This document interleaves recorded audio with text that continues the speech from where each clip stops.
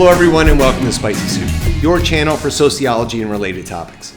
My name is Chad Seeger, and today we're going to be discussing the concept of race. Now don't take it personally, and at the risk of sounding a little too clickbaity, I have a pretty good feeling that you don't even know what race is. Which is crazy, especially if you're from the United States, because it plays such a huge role in our history and present. We encounter race every single day in one way or another, but it's very difficult to explain. Go ahead, give it a definition.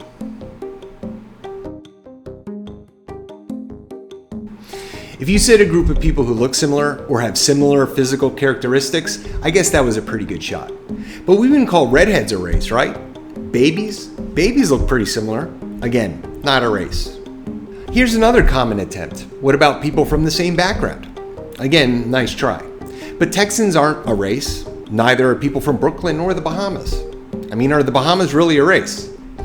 Let's take a step back from defining it and let's try something easy. Name a race.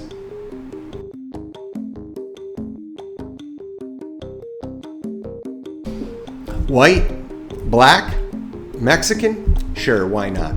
Now, what is a white person? Is this person white? How about this person?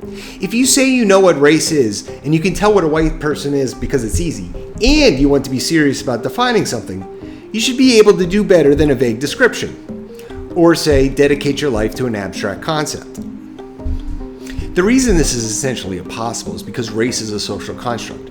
Social constructs are things built by society, agreeing that they exist. So race isn't real, but because enough people believe in it, it has real-world consequences. And how? For a definition, race is a social construct that attempts to group people based on a number of phenotypes, physical characteristics, most notably melanin content in the epidermis, skin color. But that is just one way of grouping people. And crazy enough, it's actually a fairly new concept in the scale of human history. During the age of exploration, European explorers had a problem. They wanted the stuff and land they found, but there seemed to be people already living on it. If you wanted to be a moral and upstanding citizen of Earth, you had an issue. Thou shalt not kill seems pretty clear, but there was a loophole. Now you do have dominion over land and beast, so you can take the land, but these savages seem to be human, seem to have families, seem to be of higher intelligence than, say, the other beasts. If only there were a way to differentiate humans into levels, say a hierarchy of humans. So some were closer to beast, hence able to be exploited. A few centuries, plenty of scholarly debate, and a little mental gymnastics later, we had this new concept, race. Of course, people did kill and exploit each other based on groups, but previously it was religion, citizenry, clans, or what we may call nationality. Suddenly there was this new concept called race, which said that from nature there were innate abilities within people. Some were destined to lead, others were destined to be owned. It was a very convenient arrangement for those with the firepower. So long as everyone had heard about this thing called race, and those that were making decisions believed in it, it made it easier for moral and ethical issues to disappear. If you don't believe that it's a social construct yet, that's okay. Here's coming proof. But if you want to go the biological route, yes, there are genetic markers that can tell you what region of Earth your ancestors came from. We already know that. But when you take genetic markers and assign them a new intrinsic concept like race, you just made a social construct. But anyway, back to my deliberately broad stroke proof. Now let's take a look at this couple. The father is from Toronto and the mother is from Guatemala. Let's use the term white and Latina for simplicity. Now what is their kid? Most cultures nowadays would probably say mixed. But what's the opposite of mixed? For a kid to be mixed, there has to be non-mixed. What word would you like to use to give that person? How about pure? Okay, well if there's a mixed person exists, there must be a pure somewhere up this tree. Let's follow Dad first. Dad's ancestors came from what we call England.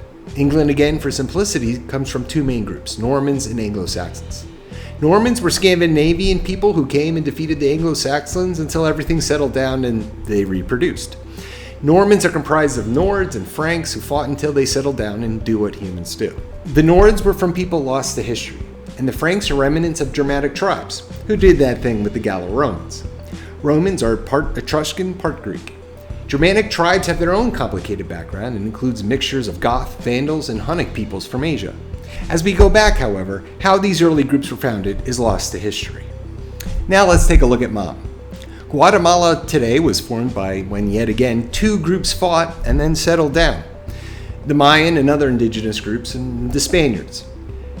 The Spanish have a complicated history that includes Iberians, Moors, Visigoths, and Romans.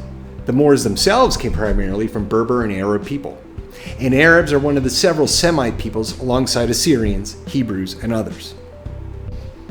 So where in this human lineage tree is there a pure person, whatever that means? Hopefully with this awareness you can see how flimsy the idea of race not being a social construct really is.